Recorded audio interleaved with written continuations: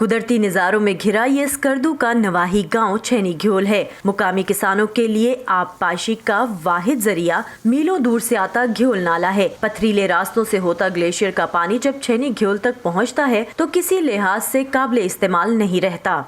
گیول اور ہوتو کے جو محلہ ہے وہ پانی کے قلت کے لیے مشہور ہے۔ لوگوں کو شعور نہیں ہے، آگے جا کے اپروچ کرنے کی صلاحیت نہیں ہے۔ جب اس کی وجہ سے یہاں پہ نہ چینل بنے ہیں، نہ کول بنے ہیں، نہ کوئی سپلائی کا کوئی کام ہوا ہے۔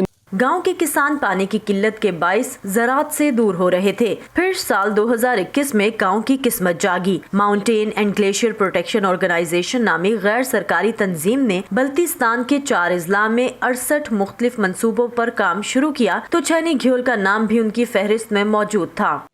سوئس ایمبیسی کے تھرو ہم لوگوں نے 1850 فٹ اور فرانس ایمبیسی کے تھرو 850 فٹ چینل ہم نے بنائے ہیں۔ تو اس سے ان کا جو ایڈیشنل جو لینڈ ہے 1500 کنال جو ان کی وہ آباد ہو جائے گی، اور جو ایگزسٹنگ ہے 2500 کنال ان کے جو پانی جون میں پہنچتا تھا وہ مارچ میں سے ہی اویلیبل ہے۔ اس تنظیم نے آب پاشی کے لیے درکار پانی کو جمع کرنے کی غرض سے علاقے میں ایک چینل تعمیر کیا ہے۔ اس کی وجہ سے کئی اشروں میں پہلی بار مقامی کسان گندم، مکئی، باجرے کے علاوہ سبزیاں اور پھل کاشت کر سکے ہیں۔ یہاں تک کہ اب کچھ کسان سال میں 2 بار کھیتی کرنے کے قابل ہوئے ہیں۔ مقامی آبادی نے اپنی مدد آپ کے تحت چینل کو سیلابی ریلوں اور گرنے والے پتھروں سے بچانے اور اس کی دیکھ بھال کے لیے کچھ تنظیمیں بنا رکھی ہیں تاکہ مسائل کے حل کے لیے انہیں حکومتی اداروں کی جانب نہ دیکھنا پڑے۔ ایک دفعہ میٹنگ ہوتی ہے، اسی میٹنگ میں ہم جو ہے مختلف پیسے جمع کرتے، کوئی 100 دیتے، کوئی 200، 300، 400 بھی دیتے ہیں، تو ہم اسے جمع کر کے اکاؤنٹ میں رکھتے ہیں۔ اسی تنظیم کے اکاؤنٹ میں، تنظیم کے نام سے اکاؤنٹ کھولا ہے جس میں رکھتے ہیں، اور اگر جہاں پہ بھی ضرورت پڑے ہم اس کو نکال کے اس کام میں خرچ کر دیتے ہیں۔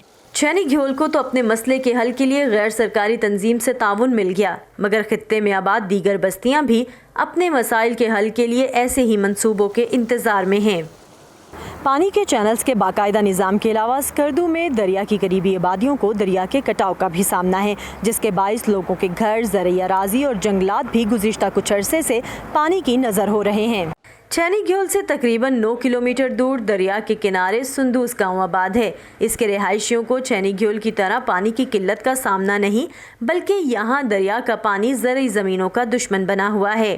اب تک ہر سال تقریباً دریا 200 سے 250 فٹ اس طرح اپنے گاؤں کی طرف آ رہے ہیں، اور ہماری اب تک تقریباً 3500 کنال لگ بھگ زمینیں اب دریا برت ہو چکی ہیں۔ ہم تو اس بات سے حیران ہیں کہ یہاں پہ دنیا کے انوائرمنٹ کے حوالے سے شور مچانے والے انجوس ہیں۔ اب یہ جنگل تھی ہماری بنی بنائی، یہ تقریباً آپ سمجھے اسکردو، یہ مین اسکردو میں سب سے بڑی جنگل تھی، یہ اب تک مکمل ختم ہو چکی ہے۔ مقامی لوگوں نے اپنے طور پر مسئلہ حل کرنے کی کوشش بھی کی، مگر یہ اقدامات کارگر ثابت نہیں ہو رہے۔ شہر کا جو صفائی کے جو کچرے ہے وہ ہم یہاں لا کے بند لگاتے تھے، اس سے ہماری زمینیں اس سے کافی بچ گئے تھے، لیکن NDRF اور PPF آ گئے اور انہوں نے کہا کہ یہ آپ اس کو ماحول کو آلودہ کر رہے ہیں، آپ پانی کو آلودہ کر رہے ہیں، آپ یہ کچرا یہاں نہیں ڈالیں۔